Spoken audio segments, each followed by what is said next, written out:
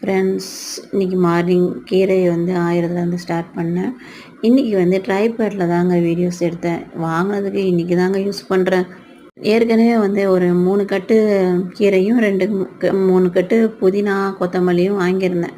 எல்லாம் ஆஞ்சி ஸ்டோர் பண்ணுறதுக்கு நேற்று டைம் ஆயிடுச்சு. ஒரு கட்டு மட்டும் ஆயாமல் வச்சுருந்தேன். அதை தான் இப்போ செய்கிறேன். ஏன்னா இது பொரியல் கீரை. கீரை குழம்புக்குன்னு வைக்கிற கீரை வந்து அது தனியாக வந்து ஆஞ்சி வச்சுருக்கேன். அது வந்து செய்யணும். பிள்ளைங்களுக்கு மட்டும் கீரை குழம்பு செஞ்சு கொடுத்துடலாம் அப்படின்ட்டு இப்போ இருக்கிற குழம்ப வச்சு ஹஸ்பண்டுக்கு அனுப்பி விட்றலாம் அப்படின்ட்டு கீரையுமே நல்லா அலசிட்டு அப்படியே அந்த சீனச்சட்டியில் போட்டுட்டேன். சீனச்சட்டினா கடாயில் போட்டுட்டு அதுக்கப்புறம் ஒரு மிளகா வந்து பிச்சு போட்டிருக்கேன்.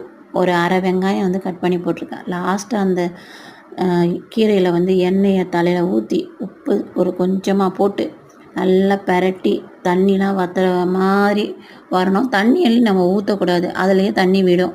நின்றே வதக்கிடணும். புறக்கீரை வந்து ரெடி ஆயிரும். இப்போலாம் ஏன் அந்த கீரையை கூட சொல்கிறேன்னா, நிறைய பேருக்கு கீரை வந்து பெரட்டுறது கூட, அதாவது பொரியல் பண்ணுறது கூட தெரிய மாட்டேங்குது. அப்படி தான் இருக்காங்க இப்போ உள்ள பிள்ளைங்கள்லாம். வெங்காயம் போட்டு தாளித்து தான் வந்து விடணும்னு இல்லை, இப்படியும் செய்யலாம். அப்புறம் இடியாப்ப மாவுமே ரெடி பண்ணி வச்சுருந்தேன் இல்லையா, கொதிக்கிற தண்ணியை ஊற்றி அது ஆறி வந்துருந்துச்சு.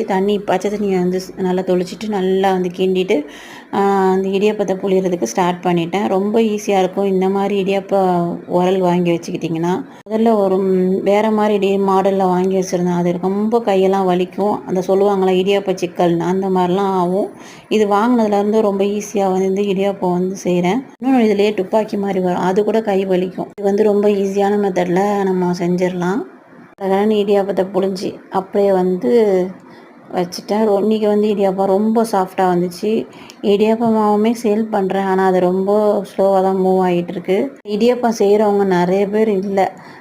வீட்டில் வந்து போனோமா கடையில் மாவை வாங்கி தோசை சுட்டோமான்ற மாதிரி தான் இருக்காங்க நிறைய பேர். மோஸ்ட்லி யாருமே இடியாப்பத்தை செய்வோம் அப்படின்ற மாதிரி இருக்க மாட்டாங்க. அதாவது கிராமம் பக்கம் தான் நான் பார்த்துருக்கேன். அதே மாதிரி நம்ம நகரத்தில் வந்து ஒரு சில வீடுகளில் வந்து வயசானவங்க இருந்தாங்கன்னா அது செய்கிறாங்க. இன்ஷா அல்லாஹ் இனிமேட்டு வரக்கூடிய பெண்களும் வந்து இடியாப்பம் வந்து செய்கிறதுக்கு கற்றுக்கிட்டு செய்யுங்க.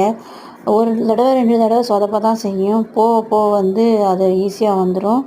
இது உடம்புக்கு வந்து எந்த கெடுதியும் இல்லை. இடியாப்பம் செய்கிறது பார்த்து 50%ல் 50% வந்து வெளில வாங்கி தான் சாப்பிட்றாங்க. அதனாலேயே உடம்புக்கு கெடுதி. மாவுமே அரைக்க வேண்டிய வேலை இருந்துச்சு, அதையுமே அரைச்சி எடுத்துட்டேன்.